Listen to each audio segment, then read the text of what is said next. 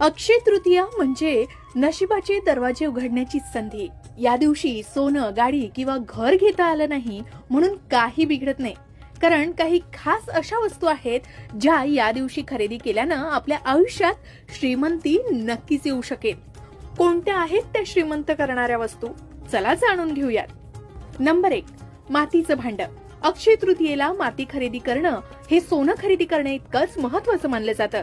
जर तुम्ही सोनं किंवा चांदी खरेदी करू शकत नसाल तर आपण घरी फुलझाडांच्या कुंडीसाठी माती किंवा एखादं मातीचं भांड, माठ किंवा दिवा सुद्धा खरेदी करू शकता.